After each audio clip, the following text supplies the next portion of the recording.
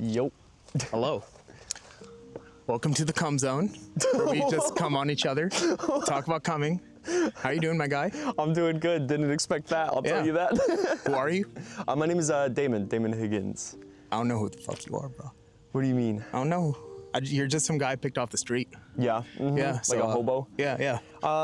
I could fit the hobo vibes. I've lived on the street. That works. Oh shit, I forgot. we'll get into that. Okay. So, who are you?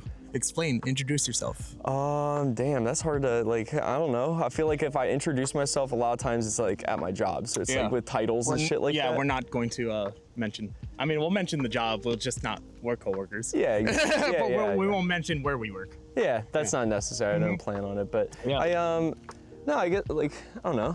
I'm Daimon.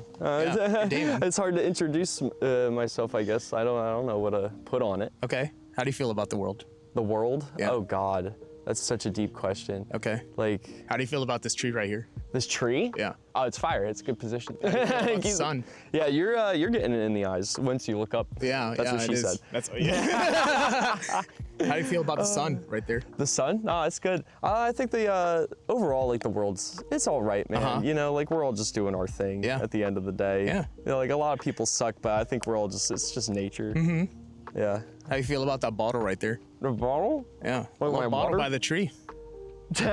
What is that? It's a bottle. I'm trying to, like, peep if I could see if it's alcohol or like a soda, but I'm not moving out of the shot. I refuse. You figure it out. Yeah. All right. What do you do for work?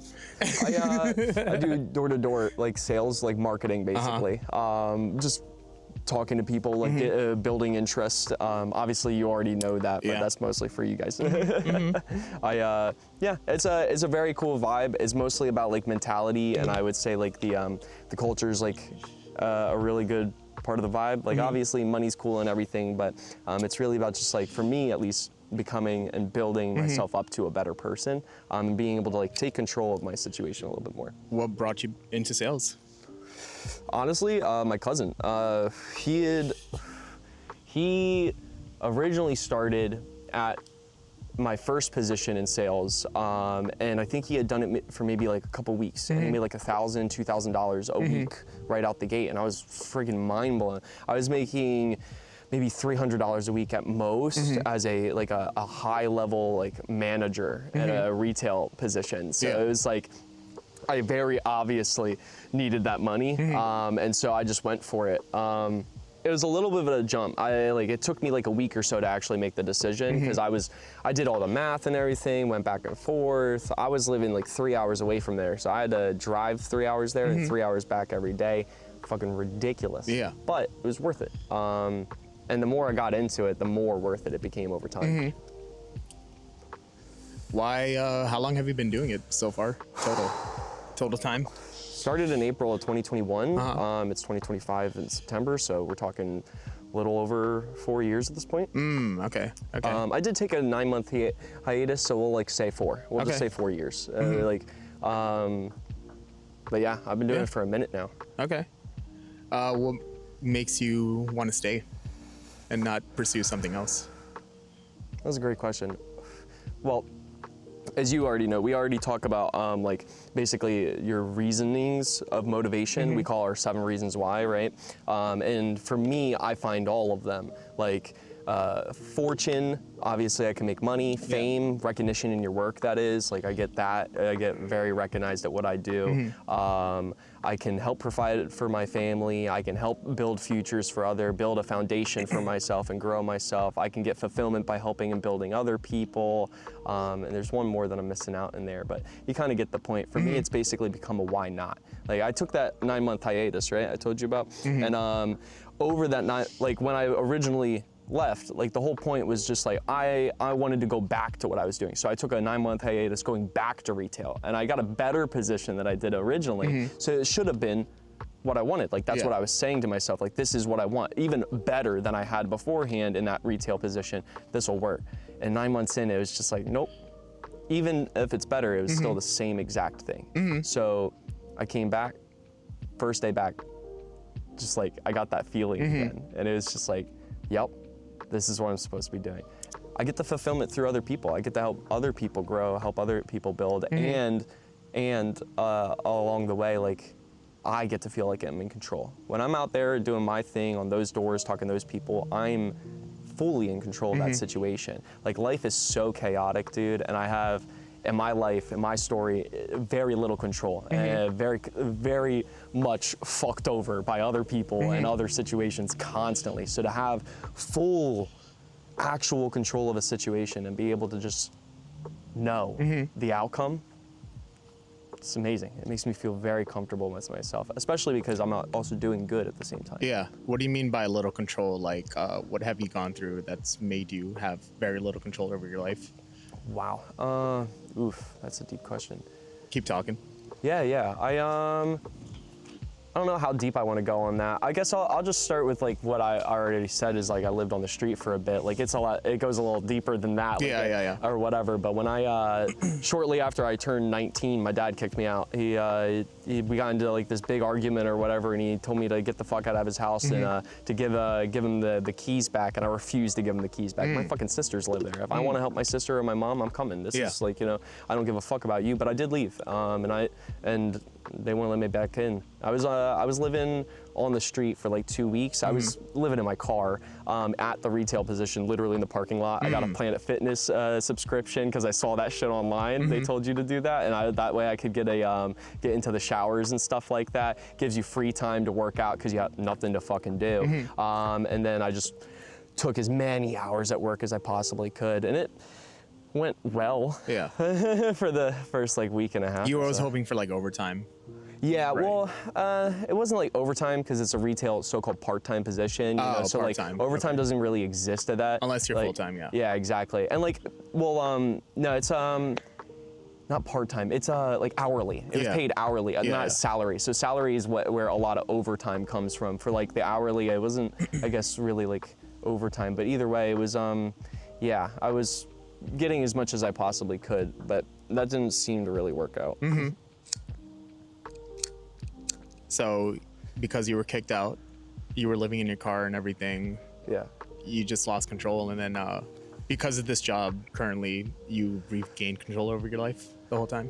Yeah, basically. I was able to buy a truck. I was able to move into my own space for the first time ever, and I've done that 1, 2, 3, 4, 5, 6 times now. I've had 6 different locations that I've personally chosen to like sign up and live there, like my spaces that I could afford. That's really dope. I've been able to do and buy things that I never would have been able to do or buy before, and just experience life in an entirely different way. And you got your own place now too. Yes, I do. You don't live in your car. I don't live in my car. That only lasted for the 2 weeks. Then you know what? You want to know what happened, bro? This is so funny. There's a 2-piece to this. One on like the retail side, like the work, but what happened, bro? Like, so I did find someone to like move in with, and they were just gonna let me move in, but they lived in Baltimore. And so I was going, the day I'm going and driving to their place to move in, bro, it's torrential downpour, no moonlight, dark as fuck, dude, and I'm on 295, didn't even cross the bridge out of New Jersey, and guy 2 fucking cars ahead of me slams his brakes. The guy behind me slams his brakes, I slam mine, I hydroplane right into the back of the guy, and then the 2 guys behind us, boom. Guy in the front and back, we're fine. They just left. Yeah. Guy in front of me and behind me, bumper damage. My car, battery died. I like rolled my windows down so that I could like check on them. Like, cause I was like, I didn't want to like hop out of the car yet. Of course.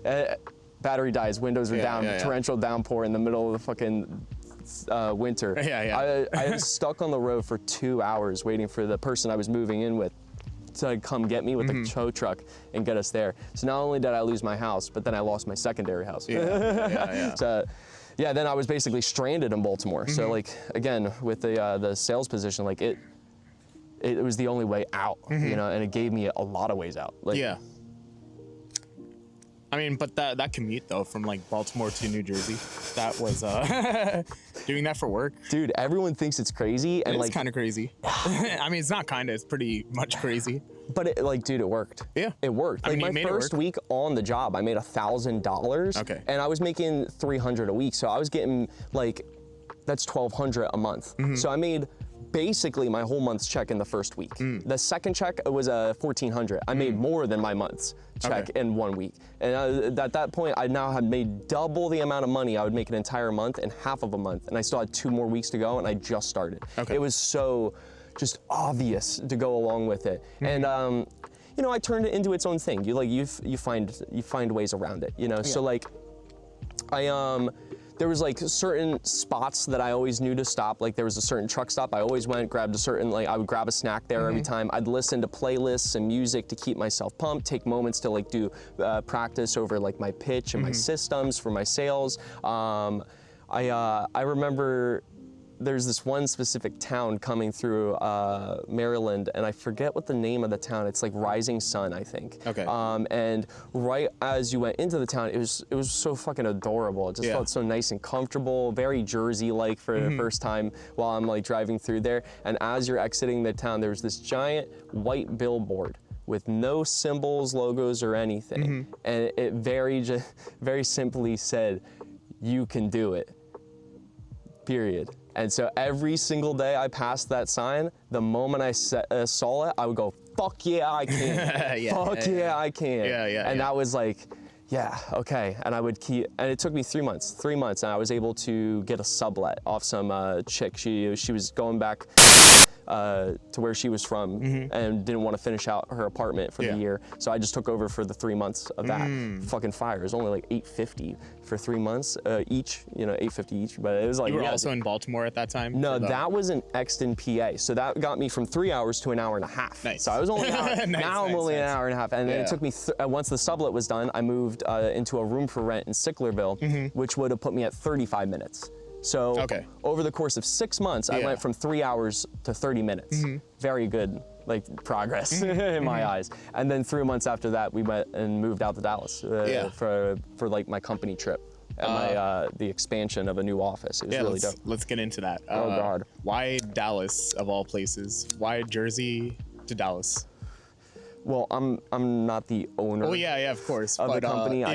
I didn't get to make the decisions for that. At the end of the day, I was just an employee or a contractor of the business. But that being said, I get why we went to Dallas. It's a really good market for what we do. That was pretty untapped. But you know, it wasn't. It was a little too ambitious. To be honest, it was just a very ambitious decision.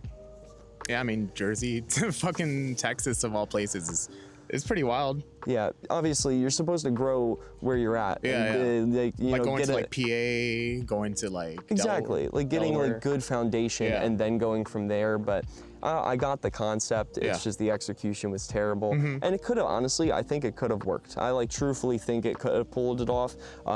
Some of my like colleagues in the situation don't believe that, but I think we could have. But the management and the leadership into it wasn't the greatest. The decisions weren't the greatest, and at the end of the day, we all made mistakes. I also made my own mistakes to fuck it up along the way, you know. Okay, what were your mistakes? Well, damn. Okay, when we got there or whatever, you know, I brought out a team of people with me to open up the office, and there were people I had already trained and like to do what I did, and one of the people that was there that had been there for like 4 months at this point was this girl, and when we moved out to Dallas, we had an Airbnb for like a month or whatever, where we all had to live there together, and then you had to get an apartment and move out. And while we were there, you know, one thing led to another, and then that ended up actually becoming my girlfriend. And then that kind of created contention with us versus the management, and then there was some other bullshit, but at the end of the day, it led to us both leaving. And so, you know, we ended up giving up on that project and just moving on. And that turned into a long-term, like 3.5-year relationship. So, okay, cool. yeah, that would have been my so-called mistake, if anything, because like it did hurt the business and create a level of contention and weirdness. And what we do, you don't want to create complication of any sort. And though, you know, my heart might have been in the right place, at the end of the day, it did fuck things up. So. Yeah. So how long were you in Texas for? A full year. Full year. Okay. Yeah, a full year. Yeah. Okay. We got there like January fucking like 3rd or something, and I had left like December like 23rd or 2nd. Like it was, yeah, almost I guess a whole year if you count a week or two. How's the culture shift between Jersey and Texas? Is there anything different, or it's just dude, there is a lot different, but at the same time, you already know it. Like, if that makes sense, because it's just America. Like, it's America. Texas is the definition of what you think when you think of an American, even though we're all American, when you think of an American. Yeah. Like, it's like, it made a lot of sense. It was super easy, super chill to like fit in. They have really great food. I enjoyed quite a lot of like the culture and everything. That being said, like, would I want to go back? Nah, not really. Not my style. I think I could find better places and stuff, but no, I fit in real freaking fast. I remember, I think it was our first week. We were there, and my truck that I got still had Maryland plates on it. And we pulled up to a racetrack, which is like for like a 7-Eleven kind of thing for Texas. Not really, it's hard to explain. But you know, gas station, convenience store. Either way, we pulled up there, and a lady like next to us is like, "Hey, are you from Maryland?" And I'm like, "Yeah, I moved from Baltimore." And she's like, "Oh, I'm from Baltimore. I've been living here for like 25 years. I was like, "Wow, that's really cool." And she's like, let me give you some words of advice. You're gonna very quickly find out 3 things.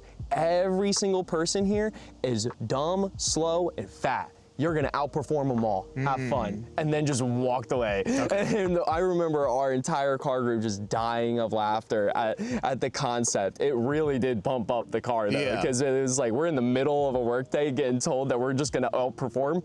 Yeah, of course. It was easy. That being said, there's great people out there. Like my body, well, I have quite a few friends out there or whatever. So I still like a lot of people out there. It's just, there are quite a few that do fit into that category, you know. But I think you can find that anywhere. Do you still keep in contact?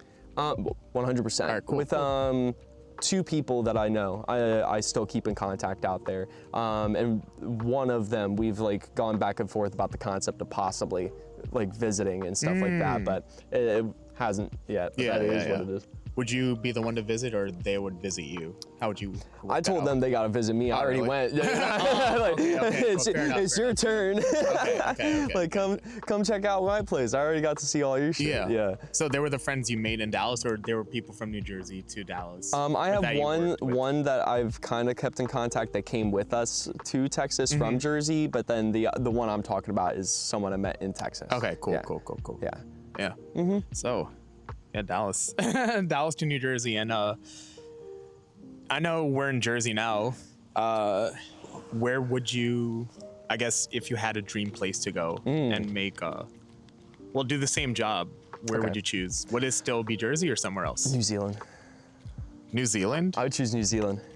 To do what we do over in New Zealand? Yeah. Okay. Auckland. Explain. New Zealand has one major city of 5 million people, and it's Auckland. And it's all exactly our market. I'm not gonna get into it, but like it's exactly our market, and there's no competition out there. I've even looked into it before and thought about it, and it's a plan of mine very far in the future, like 5, maybe 10 years from now, after we build up what we got here, to open up in New Zealand, because that's where I would want to stay. Either New Zealand or Sweden. Those are the 2 countries I've really liked, but Sweden, not as much our market, or just like it's a vibe. Like location. Okay. I was talking more in like America, but in America, I would just stay in New Jersey. New Jersey. Yeah. Interesting. Like I will help build out everything else, but New Jersey's gonna be my like flagship. I'm planning to stay with the flagship, you know. Okay. I'm going to be a part of the the main core of this. Okay, so it's cool. it's not like I'm gonna just kind of fuck off like you see a lot of people in our industry do. Like I'm sticking very close to this because this is what I got right here. Okay. And I trust everyone that's very much involved in it. And you know, you need a strong foundation, a strong network. Like a lot of people feel like they can just like lone wolf that shit. That's not how it works, dude. Like I was raised by the wolves, and the wolves are a fucking pack. Like it's a whole nother thing, dude. You can't. There is no lone wolf. A lone wolf dies. They go starving. You know, like they turn into a fucking dog. They're on someone else's leash. That's your best bet. You know. I'm not laughing because you said that. It's a meme. The fucking like, I'm a wolf out in these streets. I'm just like, I mean, I get it, but it's also like pretty funny. I don't know if you've seen that as memed. No, I get it. Or It's a little cringe. You're not wrong. You're not wrong. It just sounded good, right? I Or just it's like was going when for it. people are like, "Oh, there's two wolves inside of me." It's just like, Oh my god, no, that one kills me, dude. It's when our boss does that, dude, because like it's so funny, because he mentions it, but he can't even handle it when he goes to say it. Like he's laughing on the inside. I always laugh too. The meme pictures of there's two wolves inside of me. One's like with the wolf it's the shirt, and the one's like just sitting and chill. It's just like so stupid. Absolutely, it's hilarious. Oh man, but we're here now. How are you feeling?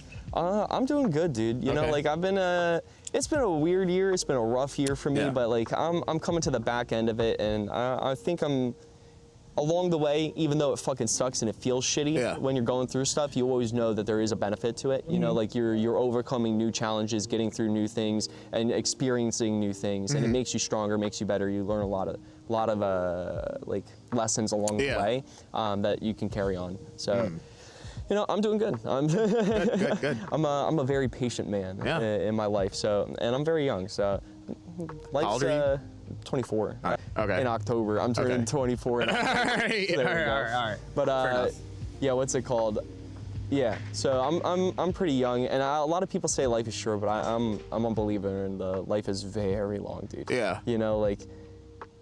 To think like average person's getting at least to like their 70s. Most people are getting to 80s at these days. You know, maybe I'll drop shorter because of this. But, you know, even then, like take everything I've had now and just double that, and that puts me at 50, not even. And it's like, everything I've gone through, double that. Whoa, dude! Like that's a life. Life is fucking long as hell. It's only short if you allow it to just pass by. You know, and it's life doesn't let you.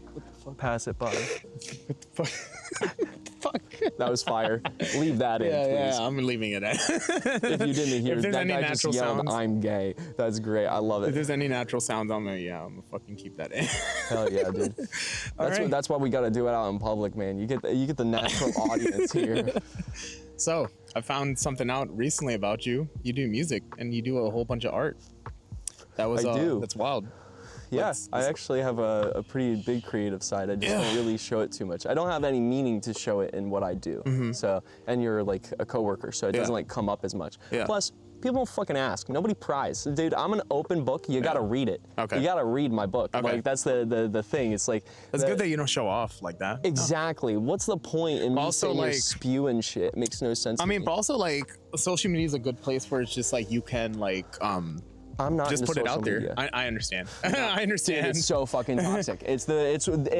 My personal opinion, one of the most crippling fucking things of our generation.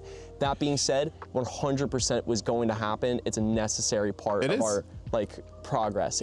But it's gonna die one day. Like it's not gonna stick around. Really? You believe it? Yeah, I do. I really do believe it's gonna die one day. Okay. You know, because a lot of what we have set up with like the internet and things, like people don't realize how much of a united front this is with the cables going across the ocean and stuff. What happens when everyone that has this technology decides to just do it on their own? What says that they don't? Like, we already have like other countries and shit that have their own internet services and stuff like that. It's just that simple, you know, like, I don't think it's gonna stick around nearly as much. And if it does, you know, it's gonna be in a much different format, I believe. Interesting. You think virtual reality and shit, like we're all tapped into a Neuralink or some shit like that? Possible, but I don't think we know. I don't think we know how to do that shit well enough. Like, truthfully, all the stuff that, like, it's great ideas, amazing concepts, and 100%, I do believe it it can and would work. You know, it's just we're a few hundred years too early for this shit. Yeah. You know, like we're too early. We're in the beginning stages, you know, of figuring out how all of this works. Also, as an artist, I feel like social media is your best bet to like market yourself out there. Like 100%. It's hard to like make it out without using social media. I haven't really been focused on marketing, right? For me, like again, like life is long, and I'm very young, so I'm just like I'm biding my time, growing my skill, doing my thing, getting my equity, my capital, my ability to actually have something, and then you market. You know, like look at people like Harry Mack, like who don't even show their face until they're like in their mid to late 30s, and all of a sudden become a fucking massive hit that's making probably hundreds of thousands, if not millions of dollars at this point. He's got to have like a net worth above that, you know. And now he's in his 40s, you know, and he was doing shit before that, but it's about like cultivating it and actually understanding like really what I'm going for. You can't just be like an average person. Yeah. But also, you don't really need to market your creativity. I hate this like need for a hustle culture. Like it's like painting, art, I probably would never sell it unless someone directly asked to buy it, and I'd probably just hand it to them at that point. Because it would be like, yeah, dude, if you appreciate it that much, just take it, dude. Like it is what it is. Like this hustle culture is just based off literal fucking desperation. It's desperation to be able to succeed, you know, and try to find any route to do it. And just looking and comparing to what other routes there are out there, you know. Okay. So what exactly do you do, like art-wise? Well, I started painting when I was like 12 or 14 or whatever, and I want to say, like, obviously I had done like, I had been doing drawings and stuff like that for a while, and then I got into wargaming, like painting. It wasn't like I played like the games, but my father went to like a game shop one day and like started playing with buddies there, and then he brought like these little models home, and that was really cool. And so I asked to go, and I went, and I noticed that some people didn't have models that looked really cool. They were like bland, like they're like gray, they have nothing on them and everything. And I was like, I want to paint them, and so I bought a couple sets myself, and I painted them, made them look nice and everything, and then showed them off to people at the store, and then one thing led to another, and now I'm painting for other people, making money off of that. And so that was really cool for like a little bit. So I got to do that. I also for a short time painted for a it was like a train set thing where like, you know how people make like train scenario like dioramas and stuff. Yeah, like train models? Yeah. But like really good ones have like little tiny people and stuff like that. I would paint the people. Like, and then I was getting paid like 85 cents a person. I'd get like 400 of them in the mail, just fucking slapping paint on. Okay, so you wouldn't put like too much effort into painting them, it's just like... Yeah, actually I feel like I did put too much effort. But I mean, yeah, 85 cents a person is kind of crazy. Yeah. Well, they were pretty easy. It's like a three color code, you know, like it's just like shoes are this color, pants are this color, hair's this color, skin's this color, boom. And then just like that. Like it was very, very simple. Like the bigger, like the models, when I got into the wargaming, I would make 125 off of a single guy. Like the market price on those is usually the set cost. So whatever the set costs, that's how much it's gonna cost to paint it. Unless you want the upgraded like premium highlighting and stuff like that, where it goes even higher. So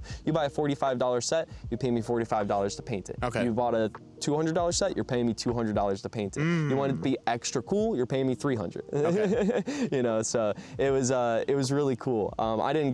I didn't stick with it for very long, though, but I saw a lot of people that were really good at it. That was really dope. And then on the music end, I started doing like rap music when I was 18, 19. One of my buddies, he had been doing it, and he was like messing around with his own career, and like I didn't originally think I was gonna do it, but he kind of like pushed me to it here and there, and so I like dabbled with it in my own time. Found that I enjoyed it, tried it a little bit more, and then just kept getting into it. And yeah, it was really fun right out the gate. I very much enjoyed it. Just the ability to hang out with the kid and actually like try to show off that kind of skill and like learn it and stuff, but also like getting to like be a part of that like kind of culture and see that side, and then like learning and studying how to do it like through like really great artists that have a level of skill that's like beyond me, and I love being able to delve into that. Okay.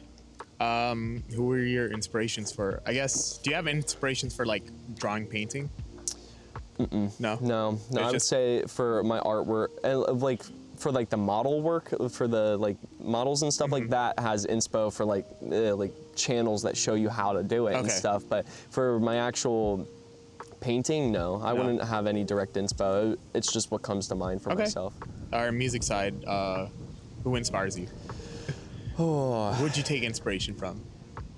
It's a hard question, man, because when I really like started getting into this, I said it that I wasn't really someone to stick to specific artists. There were specific like songs, lines, stanzas and stuff that really stuck out, like in the technicality of it or the metaphor of it and stuff like that. And certain songs like tend to stick out to me. That being said, like over the years, there's been quite a few artists that I did stick to. Like the first, it feels so fucking cringe to say, but R.I.P. at the end of the day. Like Juice WRLD was the first artist that I like really did end up like listening to, because he ended up getting a little bit like more popular afterwards and everything. And that like hit on the emotional side, so I got to understand like how I could pull that out, and I was like, okay, I think I understand this. It's not just like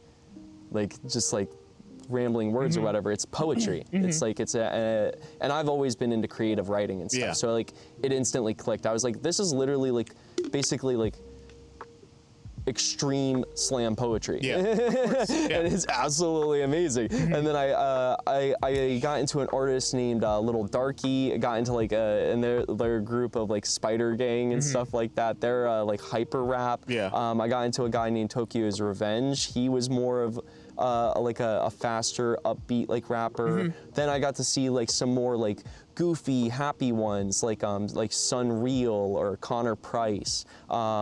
Some more like emotional ones like Highly Suspect are really good too. And then more recently, like in the last couple years, I've started to listen to people going on the more mainstream stuff, like actually trying to check out some of the greats. So I think a couple years back, I really delved into Eminem, checked out his whole disco, really like Eminem, Dre, Kendrick, Corday. I think Nas, Lil Nas, both are really good. Obviously, it's just like all the obvious greats are kind of like, they're all really good, dude. And I get to study that too now too, which is nice. Because I didn't really at first, but now I get to see that technicality with an understanding, you know, of the feeling behind it. You know? Okay. Do you ever try to like go outside of rap, like or hip hop?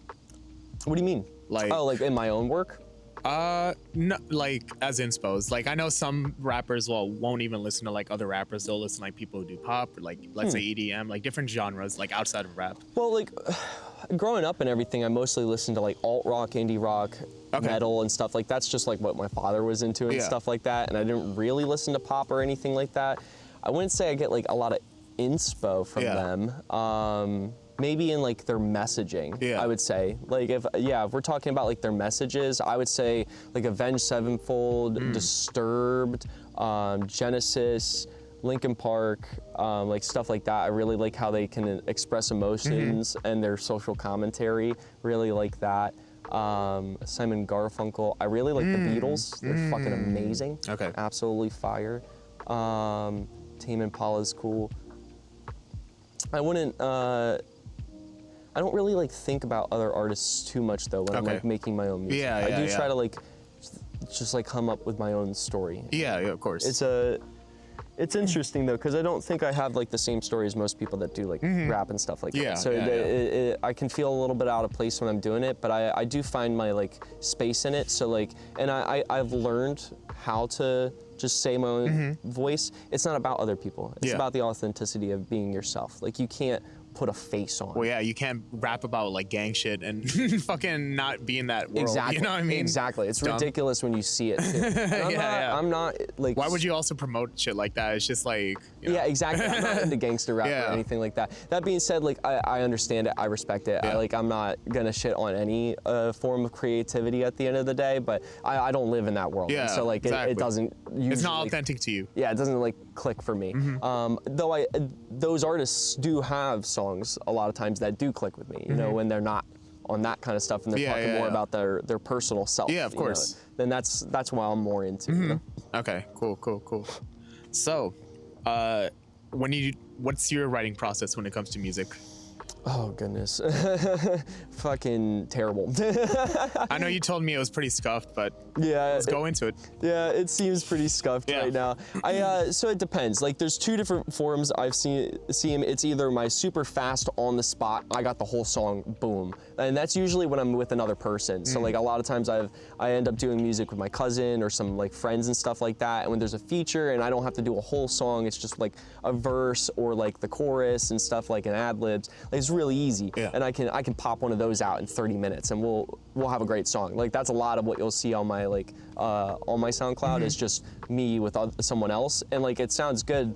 But like when it comes to like really long songs, that takes me fucking forever, dude. Because I want to keep the message going, but sometimes you just like run out of things to say. Or actually, no. I heard this was put another way recently.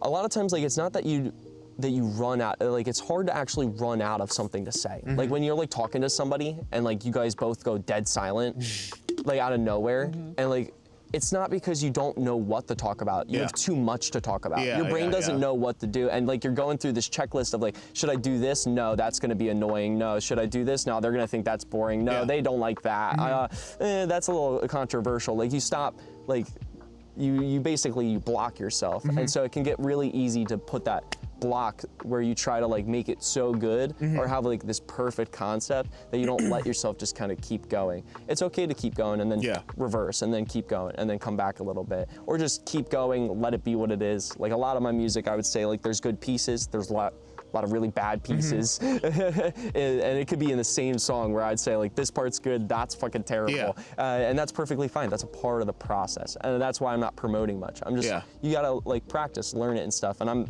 really late into the game. You know? Like, most people that do this like usually start when they're way younger and stuff like that. I just I'm lucky enough to be able to be included in it and like be able to have someone that brought me in the first place, and it's really great. I've met a lot of really amazing people throughout that time and be able to like make music with them as well, and it's really great. Okay. How do you decide on content for songs? Is it your life? Is it like It's all in the moment. Okay, it's all it's whatever all, you're going through. Okay. Well, no, not whatever I'm going through. It's just like usually when I go down to make the music, it depends on what like I'm actually thinking like about. So like sometimes it's social commentary based on like events or something like that. Sometimes it will be about me, my personal life, and like trying to like create like basically an update on where I'm at. Because sometimes my songs can be really for myself as like pinpoints of like one of my songs is literally called 22 of me turning 22 for my 22nd birthday.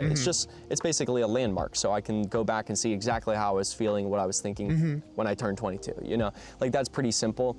But then sometimes I create stories. I really like making a story of some sort and crafting like and painting an image of something to drive a message forward, and a lot of my songs do that too. Okay. And then some of them are just to fuck around. Yeah. It's really depends on the environment, what's going on and stuff like that, you know? Okay. Beat selection, how does that work? Do you produce? Do you get other people's beats? Do you have someone make it for you?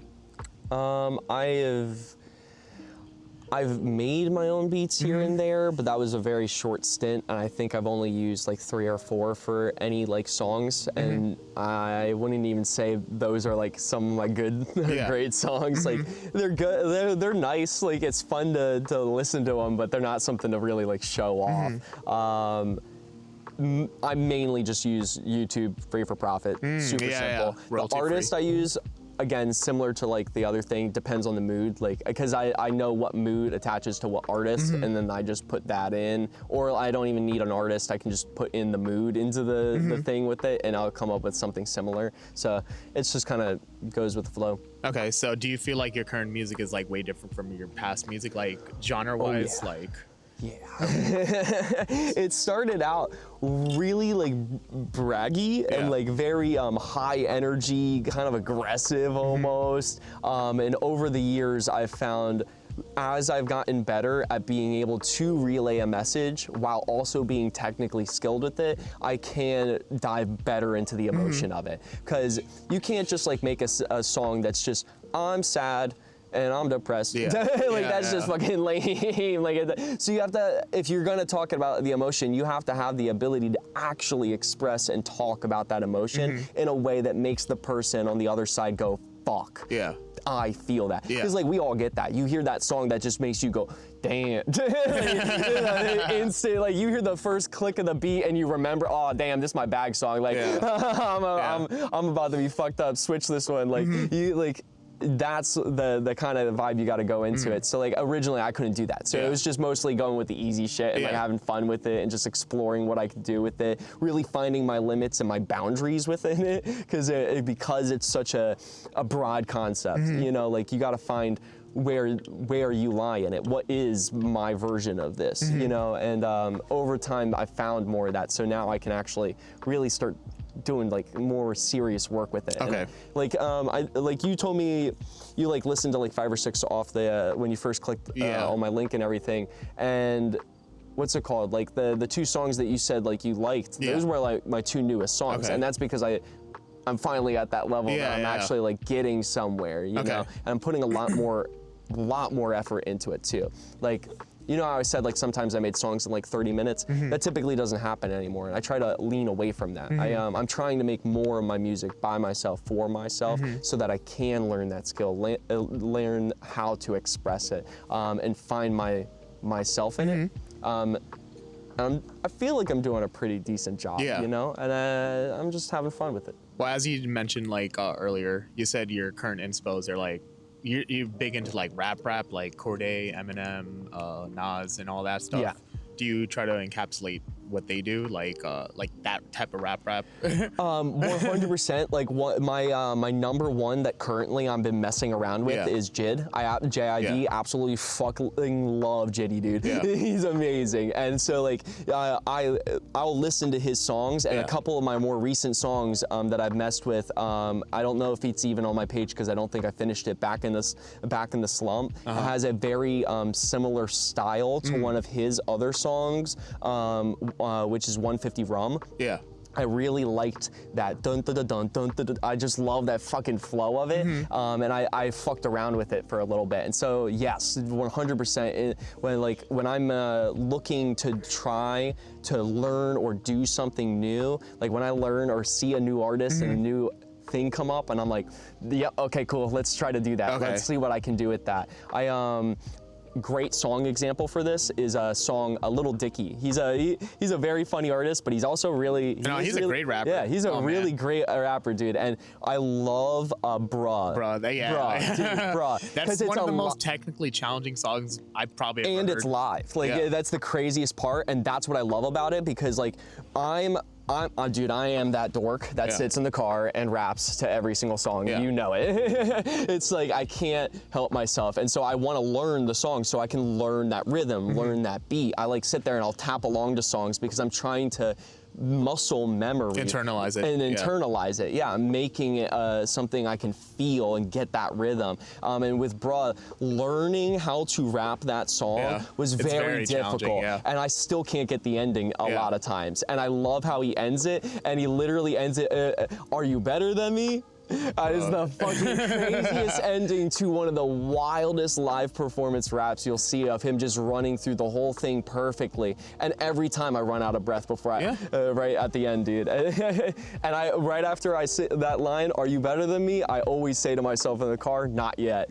Not yet, because it's yet, dude. The power of yet, because I'm going to. I want to aspire to do that. I love that. I love that little almost like challenge at the end of like him showing it off as a live performance on purpose to say, yeah, now can you do that? Yeah. Like, it's fucking crazy. I love it. Yeah, that song is wild. It's just all percussion, no melody, no nothing. It's just straight drums and just him rapping. And the amount of like flow switches he does is crazy. And the amount of time, ridiculous. Like, what the fuck? What the fuck was he? I mean, again, it's like one of the most challenging songs technically that I've ever heard from anyone, really. I would, and you wouldn't expect that from him. There's but no, definitely he way more technically challenging songs. Like 150 Rum, I would say is, as I said with JID, like he's recently on top of my list because like that's so technically challenging at the end of the day, dude. It's such an incredibly difficult song. Like all of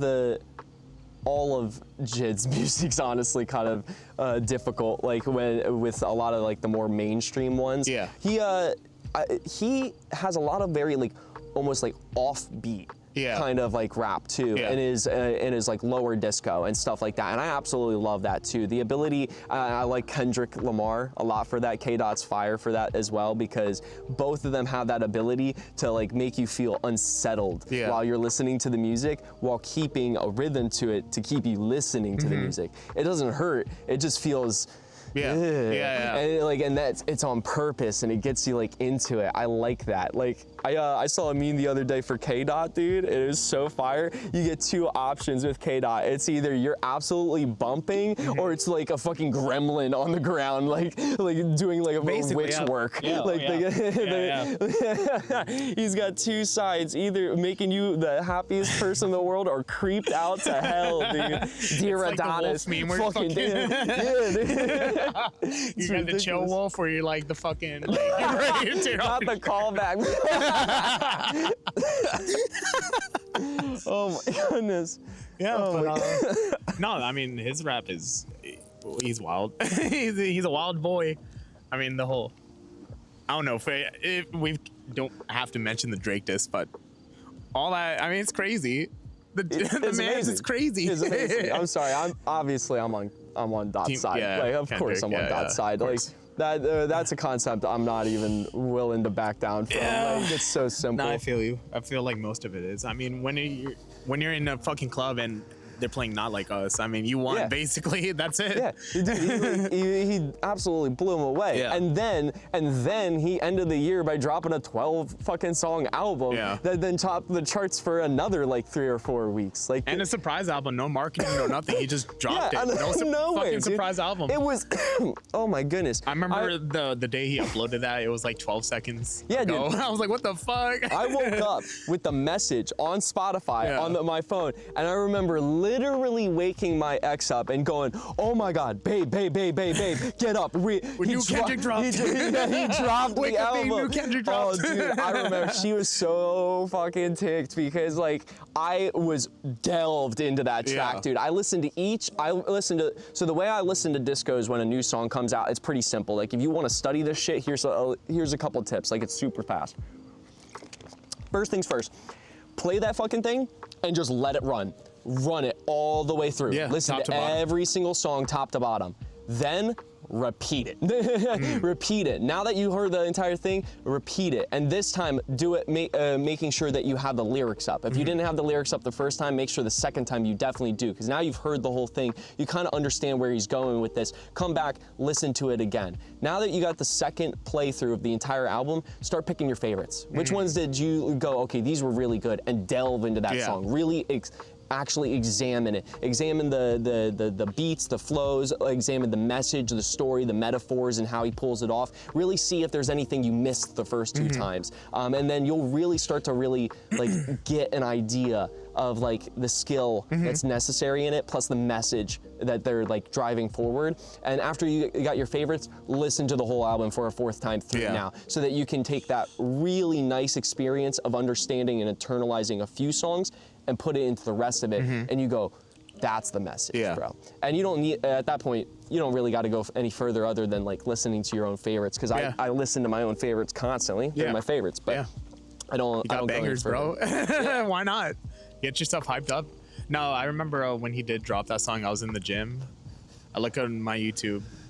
Kendrick drops the whole fucking album. I'm like, God damn it. My favorite on the album, is got to be Whacked Out Murals. Like Whacked Out Murals, the beginning song is just so direct, dude. I love it because that's the one where you got the Spanish singer, right? Yeah, dude. La noche. Yeah. Okay, yeah. Yep, Yeah, that was a statement piece right there. I was just like, this is a way to start an album. Like Kendrick is usually more of like a laid back melody kind of like start off, or like he'll do like the nice hype up and stuff. He came in and just went, sit the fuck down. Yeah. And I love how, and it's also not even like he's saying sit the fuck down. He's like, he's talking to the audience directly saying, I made him sit the fuck down, now you stand the fuck up. Yeah. Like, it's like so fucking dope how he literally is like talking about how he's giving you tips on how to do this shit. Not everybody's gonna like you and everything, but like you are a god even if they say or not and stuff like that. That's like real nice inspiration, and then layering the story of it too in there, fucking fire.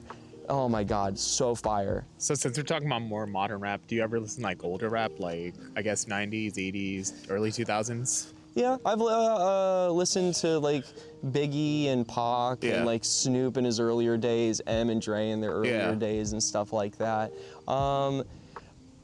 I don't think it fits to my personal message, just because it's not my culture, and like that's the earlier stages of rap, and I absolutely love it, respect it, I listen to it, and I do like it, but it doesn't click towards me because I wasn't even around at that point. Let alone not actually being a part of that culture. More modern rap has been so broad and expanded nowadays, which is absolutely lovely, you know, and it's really great to see so many people get their message and their voice in it. But at that time, there was very few people actually able to get their message out, and I'm not a part of that culture, sadly. I respect it, I love it, and there's a lot of people that do fit into that, but it isn't me, sadly. So we were talking about a lot of Jid.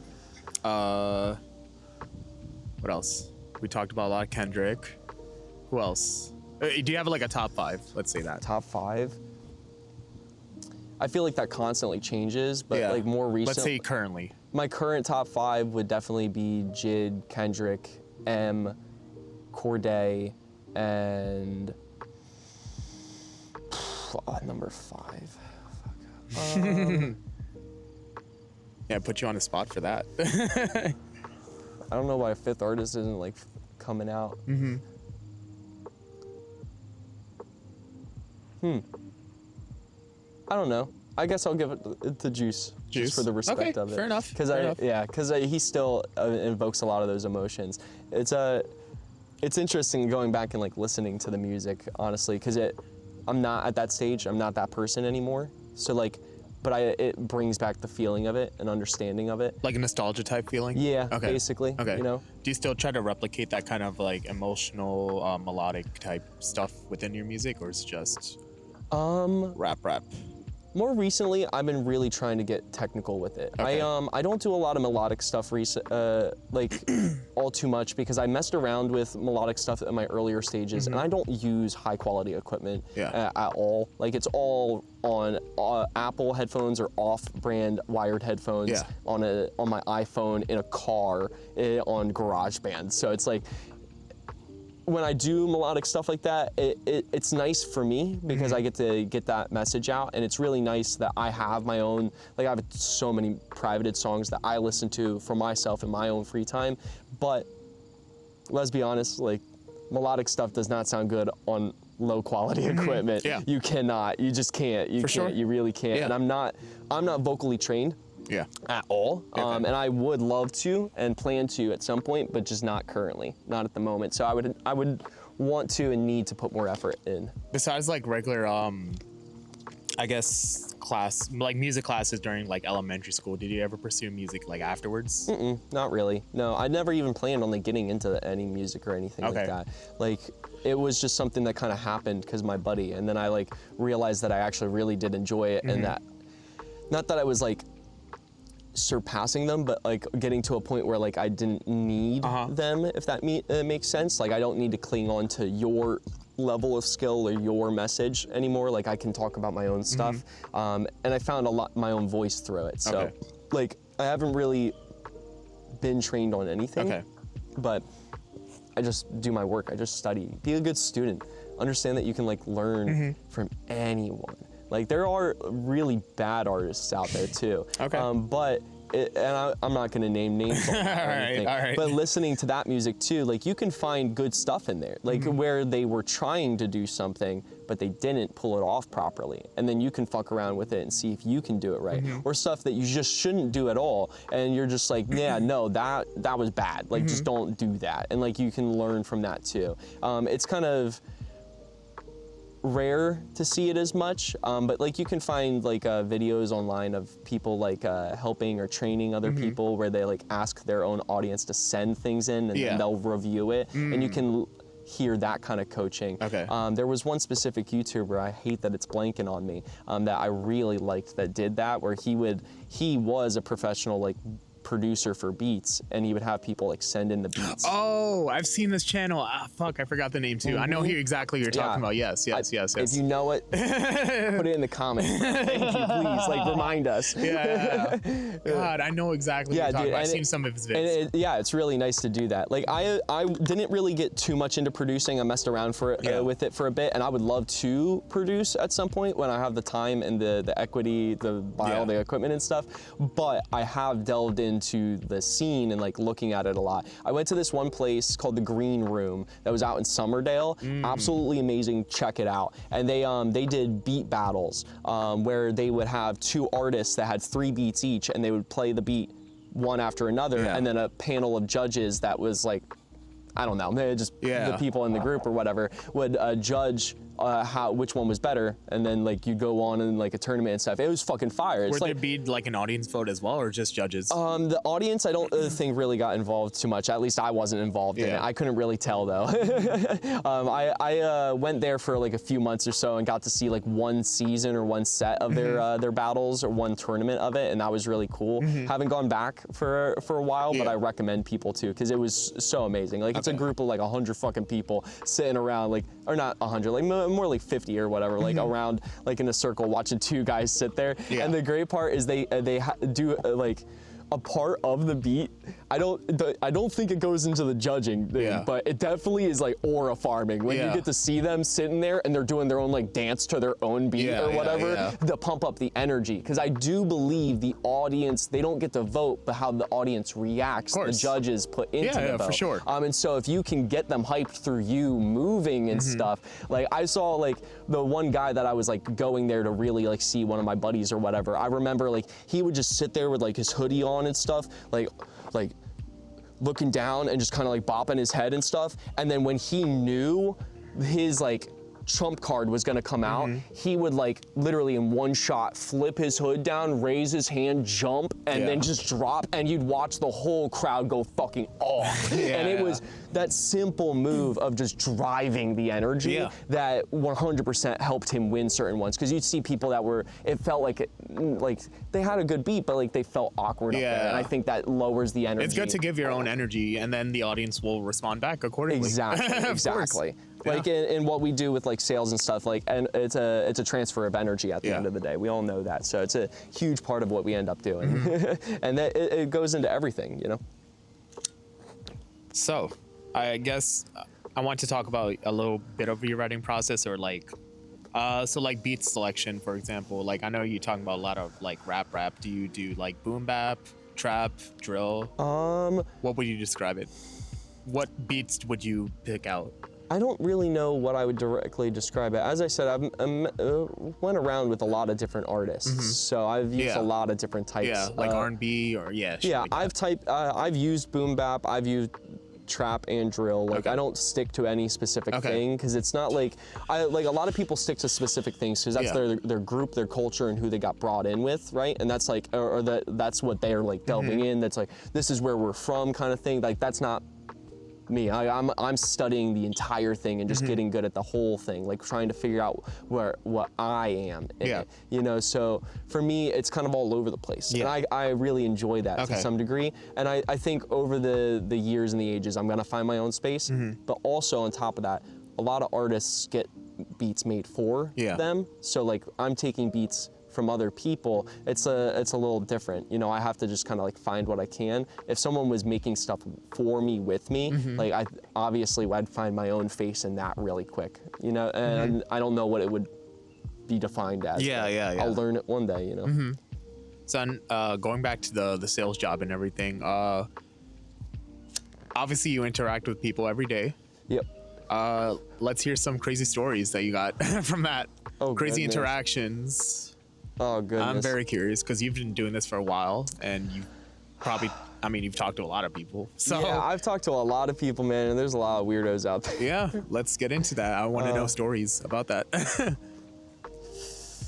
Like, give me an example. What do you mean? Because, dude, I talk to like 30, 40 people a day for 5 years. Like, you're talking thousands at this point. So it's like, it's really hard to define a story. So you ever had like someone like threaten you, like not to like call the cops on you, but like threaten to like fight you, like hit you, beat you up, this and that?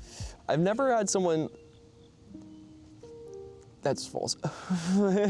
No, yeah, it's happened probably quite a few times at this point. It's nothing, I've never actually been harmed. I've never had anybody actually do anything. Yeah, of course. But I have had people say like they'll let their dogs out on me. Yeah, they'll like or they'll like come up to you like. Yeah, they'll get real intimidating. Yeah. The trick for that is just don't move. Yeah, of course. You take a step backwards and you failed. I will stare them straight in their eyes and just stay exactly where I am. I've had conversations with people this close, and my most recent one I remember, like I could smell the alcohol in the guy's breath as I stared in his eyes, and I got like to the point where he got me the first not interested. He told me no for the first time, and obviously I didn't push that, so I just went and I just walked away at that point. I was like, okay, cool, have a great day, sir, and just walked away. And it made me feel great at that point. It was like, yeah, I can stand that fucking down. I can face you. You were the dude. bigger person too, so. Exactly. Well, not literally. Well, not literally. And that's the funnier part too. You know, it's like it doesn't matter, you know, how big you are. Because the second you lose is when you lose your cool, and that's that's exactly. Because then it's your fault. Yeah, then it's your fault. Then it's called plausible deniability. You have to have that constantly.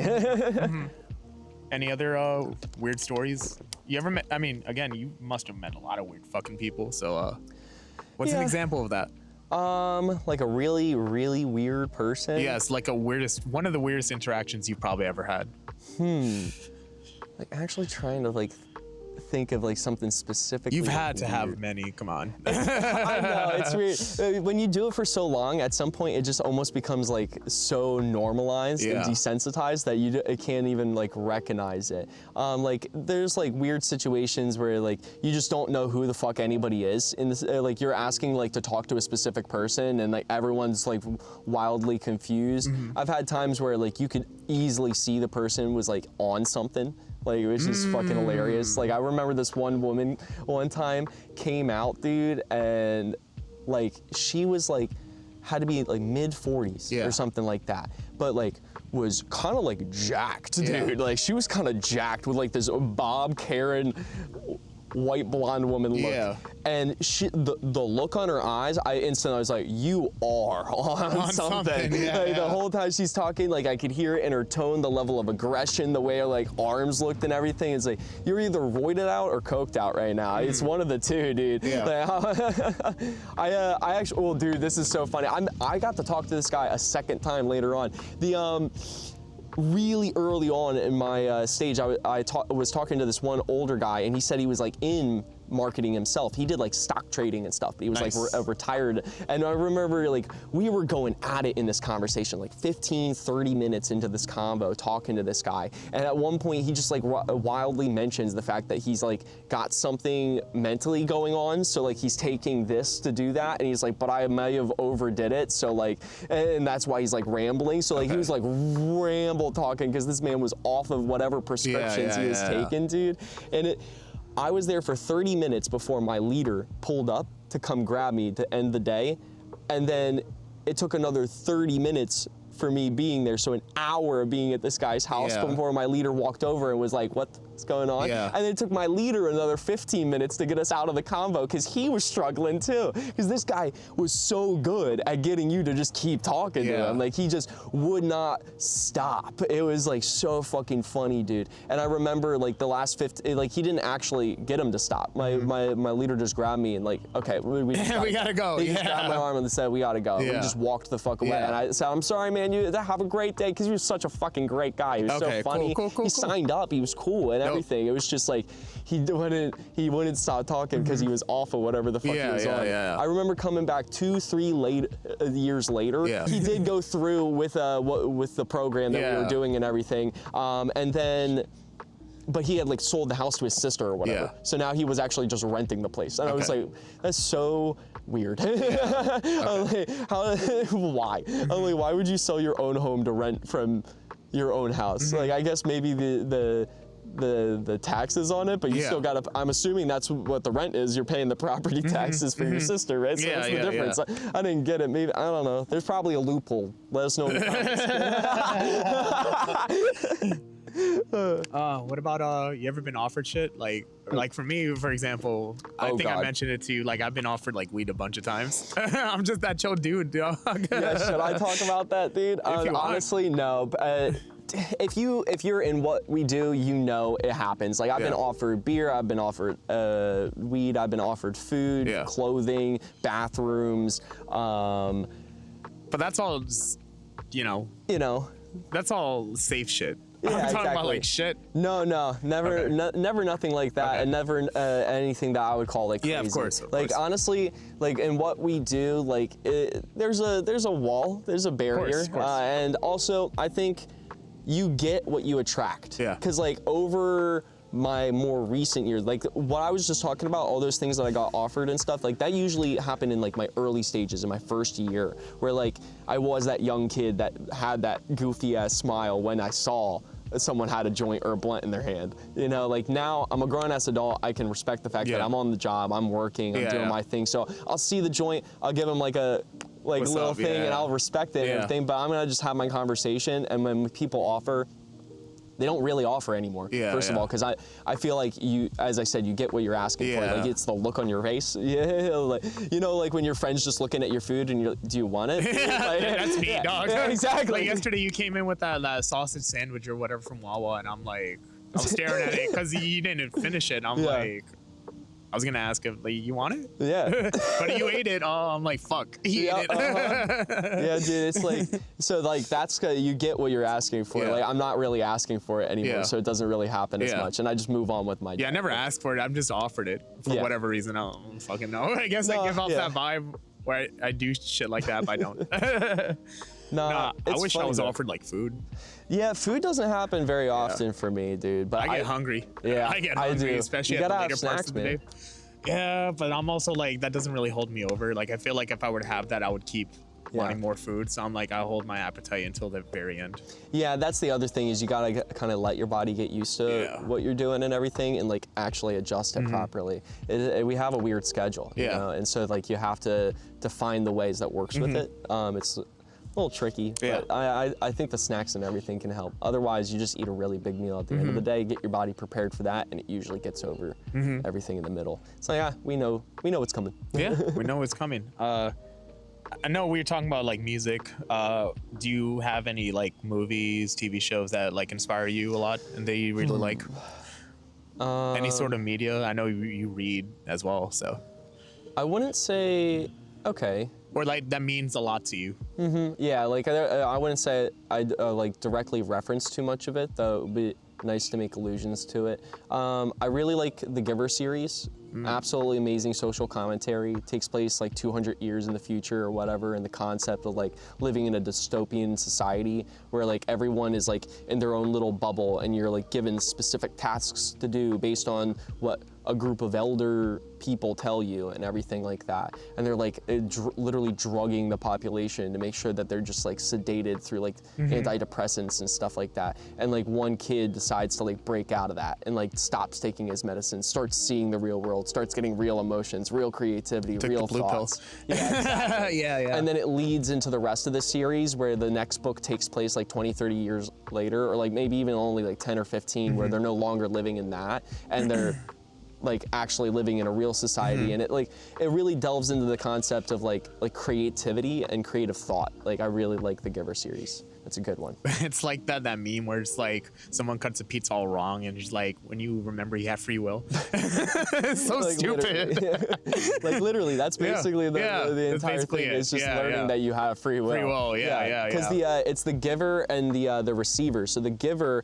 is the receiver is the boy. The giver is actually not the main character. He's the like the secondary like mentor coaching character. And the receiver, the giver, is basically, he is tasked with knowing everything.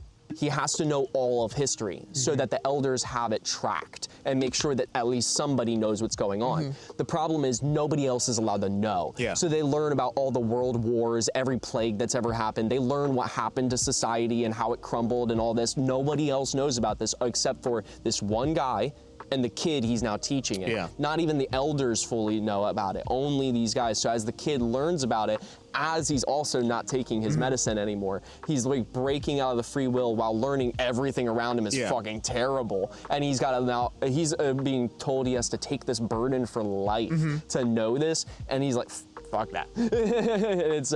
It's really cool. It's a really good series. I recommend it. Okay. Any other books? Towards like inspirations and stuff. Yeah, something that means a lot to you.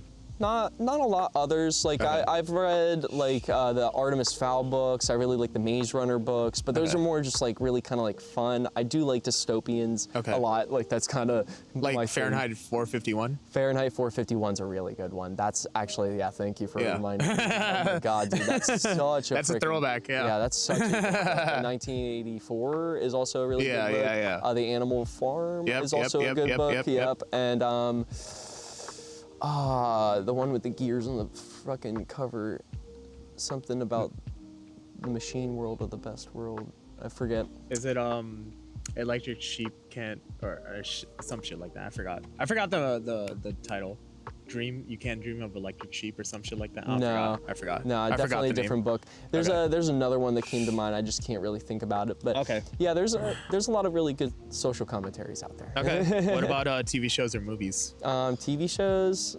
Or you can mention anime too. That I would say that counts within for TV. Like I mostly watch comedy and stuff like that. I love a good laugh, dude. I love Community. I love The Office. Absolutely hilarious. If you want to know my type of humor, just watch Community and The Office. You will instantly be able to You're one of those people. Yep. You'll get me to laugh every time. Dude. I absolutely fucking love it. It's so fire because it delves so heavily into real interpersonal relationships. It's so true. Like I like it because it talks on like exactly how awkward people are. Like, that's hilarious to me. I love how awkward people are. Like we really are some awkward ass motherfuckers, dude. Even the coolest guy you know is gonna do something fucking crazy awkward, and it makes everybody in the room just and I love that. It's so funny, dude. It's absolutely hilarious to me for no reason. I don't know. I never really got into like the like South Park or like Trailer Park Boys, like the dumb, stupid, funny humor, like that's like Family Guy and shit. I've watched like clips and stuff or watched certain episodes. I'm willing to watch it. You know, it's just not what I'm gonna throw on. Okay. You know.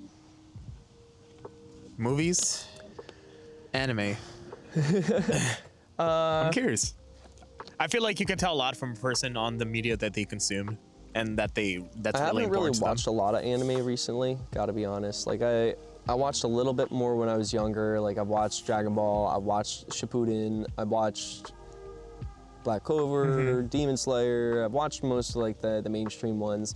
I never like really fully delved in. I mostly stayed tuned to Dragon Ball. I really like Dragon Ball Abridged. And Dragon Ball Super is absolutely fire. The Tournament of Power is like the coolest thing in the fucking world. There's nothing better than the top tournament, dude. Like I I love just binging that at least once a year. Yeah. I really liked Sword Art Online. I'm trying to think. I watched one recently, Kaiju number 8. Yeah. Last year came out. Yep. Amazing. Absolutely fire. I need a second season. I watched that show and you know what I said? I was like, this literally better be the literal next major one. Like I want this to be the anime for the next like 5 years. Please, like make this the thing. Yeah. Like, don't let this get canceled. I know you were video games is a big one for you. Like you're a Kingdom Hearts guy. Yep, absolutely. When I discovered that, I was like, man, I found another one. Absolutely love Kingdom Hearts, dude. Oh my goodness. I played every single game other than the iPhone ones. Yeah, I mean, I don't count. Yeah, those. I've watched the stories though and the movies for it, so that counts. Yeah. Any other games you were into? Really into Bethesda. Played Oblivion, Skyrim, Morrowind, Fallout 3, New Vegas, and 4. God damn, dude. Yeah. Yeah, I tried getting to. Well, when I was a kid, I tried getting into that. I just couldn't. I started with Skyrim. I just didn't get very far. I absolutely loved Skyrim, but the one thing that really kept me in the genre, like for the good minute, dude, Fallout 4, dude. Oh my goodness, my life disappeared for a good minute there, for a good ass minute, because that settlement building system was ridiculous, and I love a good build, dude. Like I'm a Minecraft kid, Terraria kid. Yeah. I love playing Ark Survival and letting everybody else go hunt while I do this. You play Civ? Like Civ? Civilization? That series? No, Okay. like that's like Age of Empire kind of like stuff and. I think I don't fucking Yeah, know. no. I never played Civ. So No, I I did play a game similar, I guess, like Stellaris. That's a really. where you're like building a community in town and seeing what's ever sufficient to like help run the town. Shit like that. Yeah, I really like SimCity. Okay. That SimCity 4, absolutely amazing. I spent a whole 2 summers on that. Okay. SimCity 4 is fire. Not a lot of really good builders out there though. The city builders have kind of gone to shit. It's a shame. SimCity 4 should have ended up turning into something even better. Like, They're not too popular. That's why. It's a shame, dude. It is a shame. I love them, bro. I would sit there and It's design very a city niche. all the time. Very niche. Very niche, yeah. Well, I do get my kick through this the Stellaris one. It's like a galaxy builder where you start on a planet and your planet that you have to build up the planet and everything, and then you have to get them onto other places and try to take over the galaxy while other like empires are being built, and whoever like has the largest galaxy by the end of a certain time, you win or whatever. And I've yet to win once. I've been playing it for a long time and I cannot win. Do you still play games? Like, do you have any consoles and shit do you go to? I have a Xbox and I have a PlayStation and I had a PC. I played like Cyberpunk. Recently I've just played like easy, like simple ones like Fortnite. You played Rivals. Cyberpunk when it first came out? Yep. 100%. So, I busted through those fucking bugs. I didn't care. Dude, my console crashed like 70 fucking times a day while I was playing that shit, and I was still enjoying the hell out of it. Wow. Okay. Yeah, no. You weren't disappointed at all. No, I was not, because at the end of the day, it still looked fucking fantastic, and I knew they were gonna fix it. Like I'm a Bethesda kid, dude. It's supposed to be buggy. Not really. It's just like I got used to it, dude. Bethesda's like their bugs are a part of it. So I mean, that's a part of their culture. 77 though, I would say that was my first one, like where it had been like the bug was just how much it crashed, but being a mod kid too, with like Bethesda games and stuff like that, you're used to your game crashing. Like specifically Terraria. Terraria is one of my favorite fucking builder games and amazing for mods. Like the Calamity mod is amazing, absolutely. And what's it called? Like if you overload mods like on a PC, it's gonna crash. The game's gonna crash. So you get used to it kind of like after a bit. So it didn't really bother me too much. And they fixed it within like 3 or 4 months, What kind of kid were you when you grew up, like gaming wise, like Nintendo, PlayStation, Xbox? I had a GameCube, then a PS2, then an Xbox 360, an Xbox One, Xbox S. Okay. And I had a PC for a little bit. And I now have a PS4. Okay. Yeah. So I don't know, kind of all over. Were you like a Halo kid? Halo 3 Reach. Okay. Yeah. Halo 3 those Reach, are 2 really good ones. I like the story for 4. That was fire, but I dropped off after that. Like, I didn't like 5. 5 was not good. 5. Yeah, 5 was kind of. And I didn't really like infinite at Yeah. all. Like not really. Yeah. At that point, I've been done for a it while. sucked. Reach, they Reach should is have just probably- went with the Reach route, Reach is dude. I'm pinnacle. like, okay, yeah, exactly. Reach is peak, dude. That's peak. I dog. get Master Chief, like he's dope, he's cool. Leave him alone, Yeah. dude. Let him sleep. How many times is he gonna come out of cryostasis? Let the man sleep for at least one more year. Like, please give me another story, dude. Reach was such an amazing fucking storyline, and I love getting to the end and seeing how long I can last before I die, dude. That's my favorite part, when you get to the end of Reach, and it's like, this is my last the moment of the game. I'm not gonna die, dude. I'm gonna see if I can make the game crash. It never happens. I like the fact that, I don't know if you could do this in other Halo games, but the fact that you can like build maps. And you didn't Oh know yeah, that? the Forge, dude. Oh my god, yeah. Forge. That was crazy, dude. Halo Reach had the best one, but Halo 3 still had a good one, which is Okay. why I give credit to 3. Okay, The okay. Forge in 3 was all right. 4, 5, they got rid of it. But Reach had the best one. Oh by yeah. far. I spent too many hours. I didn't even own the game. I would just go to my friend's house, like in the corner of my block, and just play it like every day after school. It was great. I was also a Call of Duty kid. Yeah, Modern everyone Warfare was. 3 and Call of Duty 2. Those were my two. Oh, you played OG Call of Duty too. I mean, no, sorry, Black Ops 2. Black That's Ops what 2. I meant to Okay, say. okay. Yeah, no. Yeah. Modern Warfare 3 and Black Ops 2. Black Okay. Ops 2 is by far the best COD game. I will hands down always say that. I have it. I just always played the zombies. I never played the actual story. I Probably should play it. I had it, and then my Xbox ate it. I Ate it? yeah, I put it in, and then it just wouldn't- shattered. Oh, Like I put it in, shattered. and I literally heard it go, Okay. and it just and it broke, and then spat all the pieces. Wow. It was okay. Thank you. That was great. That was fire. Did you have the Xbox when they had the red ring of death? Yeah. Oh man, so your shit got bricked.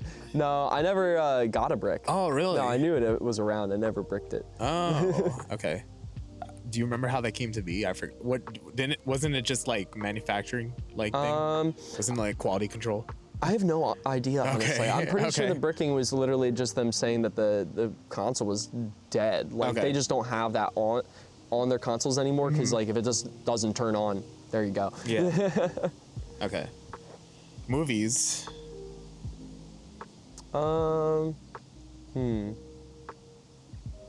Haven't really been too much into movies recently.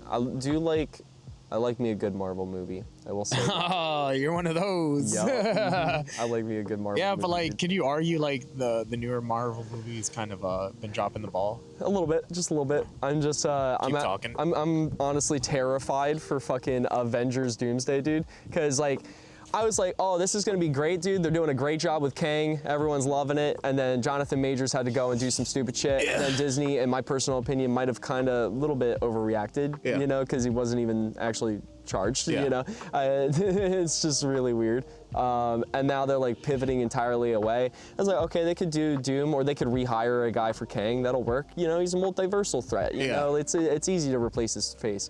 No, we're gonna hire RDJ again and do. Oh yeah, Doomsday. yeah. I- That was such a cop out. The moment that happened, I'm like, I'm terrified. I don't know where this is going, and I don't like it.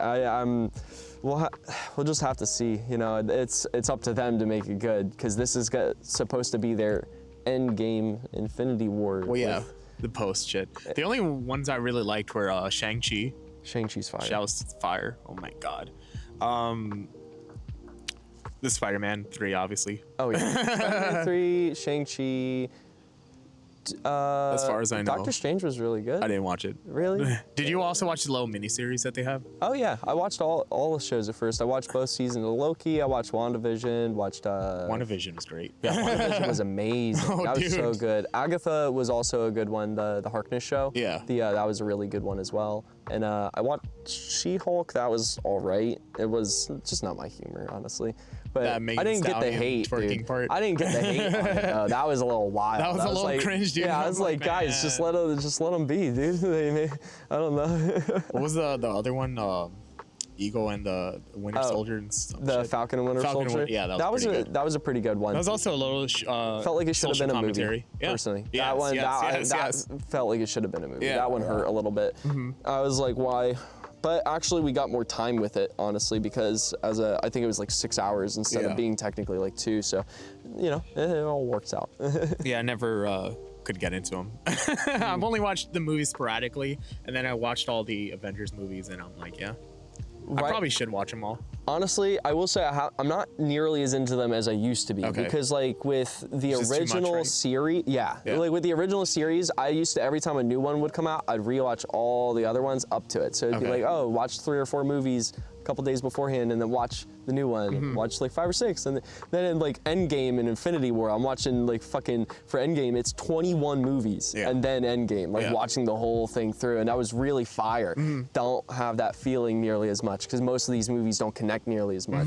Like with the first original 22, like they're so fucking woven. Like you constantly are seeing all the pieces. I love when you can pick up which Infinity Stones, where certain characters are, and where that's going to transfer into the movie and stuff like that. It's fucking fire. The first 3 phases, it's just, dude, it's absolutely cinema. Peak cinema. Peak cinema. I remember during the pandemic, I watched, what's the one with Scarlett Johansson? What do you mean? Who was the, who'd she play again? I forget. She plays Black Widow. Black Widow, yeah, I watched that. Oh, yeah, I didn't like it. No, that wasn't really that good, and they fucked Taskmaster over. That was really one of the worst portrayals of a villain ever. I was okay. I don't really care how they did the character. It's just like how they did the story for her. Like, why'd you like literally just get rid of her so fast? And then in the new one with Thunderbolts, she gets killed right out in the beginning of the movie. And so like, and you already thought she was dead, so it was weird that she even came back, but then they immediately killed her again. So it's just like, hey, by the way, that character you thought died that we disrespected, no, they're back. No, I'm gonna disrespect them again. Like what? Like, it's a little fucked, dude. Okay, cool, thank you. It's a I don't know what old Marvel's thinking. I mean, I think it's just because of Disney. Yeah. Disney doing what the fuck they're doing. Well, it's a little spread thin at the moment too. Like, I don't know. It's just too much content. Like, dude, just fucking take your time with these movies and series. Like, Disney Plus has kind of driven a new market when it comes to Disney. It's a whole nother world for them now. I'm out of water, bro. You're out of water? Do you still have your energy drink or like protein shake? Nope. Finished everything. Damn. Are you thirsty? Yes. Is what it is. Fuck it. I mean, if you want. It's just some water. Oh, damn, I'm hungry. Low-key. Yeah. My hunger's hitting me right now. All right, you want to end it? Do you think there's a good way to cap off? Oh, yeah. All right, cool. I'll give you a plug. Plug it whatever you want.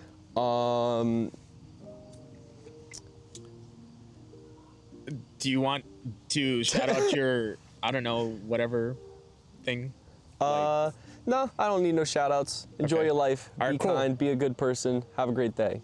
Any other message you want to put out? Love life. Love life. Okay, cool. Oh, it's good talking to you. First time I'm having a coworker, so this is it's nice. It's nice. It was chill. It was good to actually get to like know you. Yeah. All right, cool. That's it. Like, comment, subscribe. Peace.